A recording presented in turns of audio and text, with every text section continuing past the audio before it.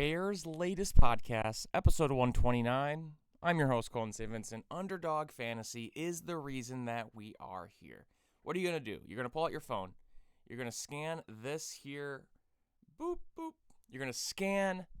You're going to download. You're going to have fun. Let me tell you. There's a lot of games that, oh, look, there's just a game on. I don't really know. You go on Underdog. You pick out two players that you know how they'll do. You have a really good feeling. And then, a little higher here, a little lower there. Make other sports fun. You don't only need to watch the Bears games. What are we doing today? We're talking Bears, though. I want to bring up a little Caleb Williams stat that I came across the other day. We've got a chart. It is from Football Insights on Twitter. It is at @fball_insights. It ranks every single quarterback in the NFL for leave pocket percentage. So this is the percentage of plays that they do, that they leave the pocket. Jaden Daniels led the league last year by leaving the pocket 30.3% of the time. Number 2 is Caleb, 29.5% of the time.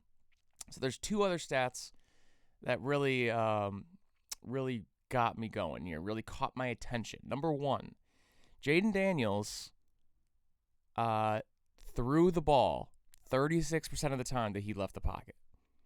Caleb Williams threw the ball 72% of the time that he left the pocket. Now, freak injuries happen. Jaden Daniels just had one of those seasons that's from hell. The whole Commanders franchise did. They were just getting injuries left and right. That sucks. If you are throwing the ball twice as much as another guy when you're running around leaving the pocket where you're less protected, I would assume you're going to get hurt less than the guy that throws the ball half as much as you. So, Jaden Daniels was hurt. Caleb was not hurt this year. Maybe this has a little sign. Maybe this is something to do with it. Because this also shows the other stat that I want to talk about is the sack percentage. On the plays that they leave the pocket, Jaden Daniels, 12.2% of the time got sacked. Caleb Williams, on the other hand, 5.1% of the time he got sacked. That's like 5th best in the league.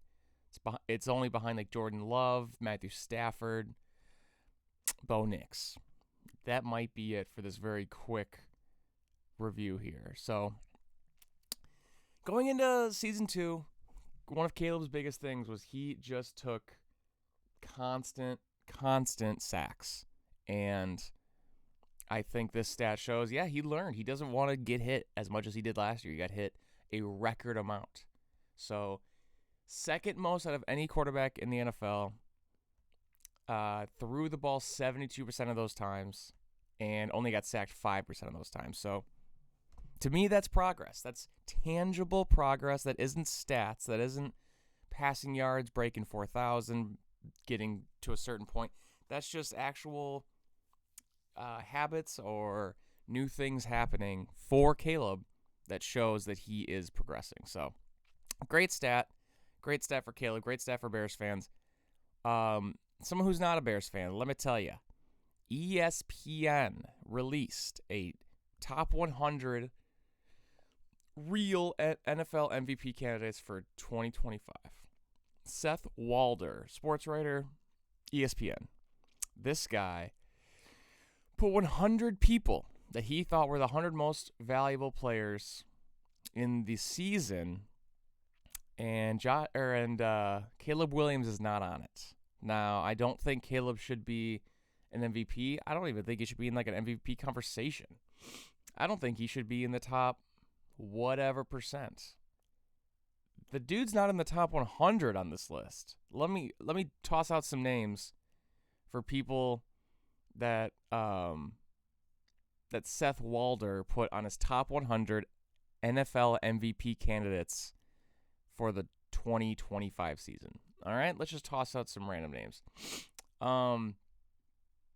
I want to say, first off, Christian McCaffrey's 69th on this list. He is a finalist for like 9 different awards, and he was 69th. Who is higher than him, you ask? Chris Olave at 58. Yep, that's the New Orleans Saints. Chris Olave. We also have, let's see, Caden Ellis, linebacker for the Falcons, was 85. That's something. We also had 97, Aaron Brewer, the center for the Miami Dolphins, the one and only Miami Dolphins. 84, Peter Skoronski, guard for the Titans. Dude, I don't know. Like, I'm not saying these are bad players. Maybe these guys all had great seasons analytically that I don't know. But if you are a quarterback and you really take a team to the playoffs and you win a playoff game, you make a couple of the best throws of the season. I think Tom Brady had his top 100 throws of the 25 NFL season. 3 of the top 5 were Caleb. You would think that guy would be in the top 100. So I'm not totally sure what this guy is expecting. Only Bears I see on this list, 44 and 41. Darnell Wright, 41. Joe Tooney, 44. Yeah, dude, they were really good, man. They were really good. So I don't know. I don't know what this guy's doing. I'm sure it's just clickbait. I'm sure he's writing it, hoping Bears latest talks about it. But Drake May was number 1, Dak 2, Stafford 3, Josh Allen 4, Jordan Love 5. Then Mahomes, Herbert, JSN, Puka, Myles Garrett, Will Anderson Jr. So, I don't need Caleb in the top 3, 5, 10, 25, top 50. If he's 100th on this list, I'd be like, at least he's on there. It was so stupid to leave off a quarterback that had the most come from behind wins. That's very valuable. What do I know, though? What do I know? So, Seth Walder, Walder. If you want to go check out a list, go check out Seth Walder's list on ESPN.com. What's something that you should check out that we all love, we all know, we all have fun with? Underdog Fantasy. That's right. Underdog Fantasy. We've got football playoffs. They are here, and Underdog is the best place to get in on all of the gridiron action. Playing on Underdog is easy. Just pick if your favorite players will go higher or lower in stats like touchdowns, rushing yards, receptions, and more. Get them right, and you could win up to 5,000 times your cash. That's right, 5,000 times your cash. This weekend on Underdog, I'm still looking at conference championships. I'm not going to be super disheveled that the Bears aren't in it. I'm going to be a little sad about it. However, I do know who's in it. Drake May is in it. He's facing the Broncos, and I have him going lower than 227.5 passing yards against that Broncos defense. Matthew Stafford, however, I think is going to be playing from behind a lot. I really, really like the Seahawks. I don't see a weakness. The only weakness for the Seahawks is Sam Darnold throwing 9 picks. That's it. If that doesn't happen and they just pound the ball and they play great defense and it's a very tight game, I think Stafford's going to be throwing a lot late in the game. So I have him throwing higher than 253.5 passing yards. So what are you waiting for? Download the app today. That's this right here. All you got to do, boop, give that a scan, download the app with that QR code, and use promo code FOOTBALLFAN. That is FOOTBALLFAN right down there. Look at that. Bang.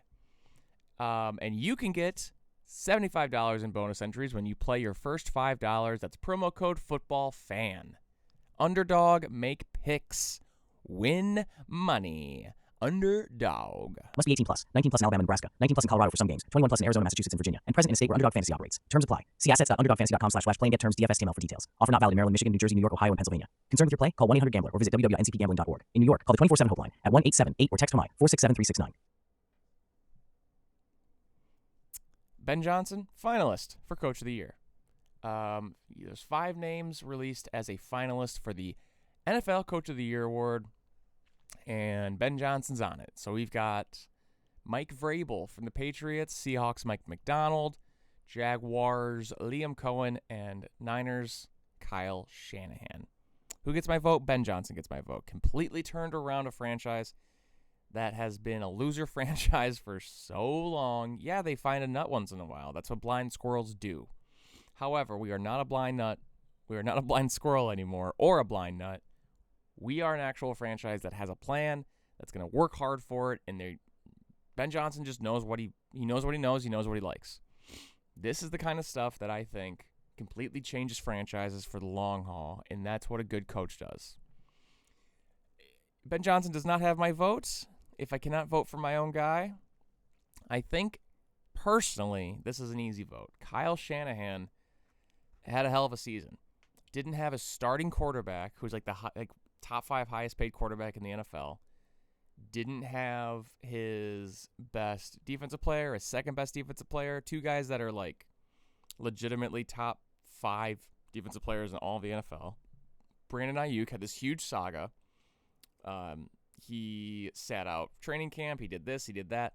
The dude just coached his ass off, and I think Kyle Shanahan getting to the divisional round, almost having the 1 seed at the end of the season, that is a hell of a coaching job. But honestly, it's coach of the year. It's 5 coaches that are the 5 of the best teams in the NFL. There's usually a couple tossed in. Vrabel, Cohen, and Ben Johnson. They took teams that were bad, and now that they're good. So it's a toss-up. It'd be a cool award for him to win. However, Matt Nagy won coach of the year. So who cares? I think all that matters is like, hey, we made the right hire. That's very nice to say. It's very good to hear, very good to feel. And shout out Ben Johnson, because I love you and I know you watch. So one final little thing here before we sign off is Pro Football Focus did a preview of the free agent class. One name I want to toss out there is Trey Hendrickson. They linked Trey Hendrickson to the Bears. Now, they did a full little recap of his season, and injury-shortened season for Trey Hendrickson, but the best landing spot, according to Pro Football Focus, is your Chicago Bears. Why is this a big deal? Montez Sweat had a pretty good season last year. However, no other pass rusher had a pass rush win rate. I even slowed it down and said win weight above 10%. Trey Hendrickson was one of 6 edge rushers with a pass rush win rate of above 20%. So we had one guy barely crack 10%, and Trey Hendrickson was higher than 20%. So the playoffs really showed, man, that is a lot of pass rush that we just didn't have this year, and I think pass rush should be the number one thing that we focus on. And if we go get a big name like Trey Hendrickson, we've talked about Max Crosby on this show, it's a position of need. It's something that Pro Football Focus notices. It's something that we notice. I think Trey Hendrickson's a great fit. His old defensive coordinator in Cincinnati, Dennis Allen. So not only is it a need for the Bears, is it a position that we're a little shallow at? Is it a scheme fit? Is it a personnel fit? Is it a locker room fit? Yes. Check. Money-wise, I don't know. Who knows if we can afford it? We signed Deo Adebingo, I can never say his name right, to a pretty big deal last year. I think he's getting paid like $20 million. He was hurt this year. People forget that. And Montez is obviously making 20. So we're already paying $40 million for a pass rush that was pretty bad. Chicago ranked 29th in pressure rate during the regular season this year. So something to keep an eye out for. So shout out Trey Hendrickson. Shout out Ben Johnson. Shout out Caleb Williams, because that's episode 129 of the Bears' latest podcast. I'm your host, Colton St. Vincent. Underdog Fantasy. Love these guys. Love scanning this. Boop. Scanned. Download the app. Promo code FootballFan, $75 in bonus entries. That's all I got for you guys. Thank you for watching. We will catch you guys next week in the other episodes. I love you, Ben Johnson. I love you, Caleb. Thank you for watching.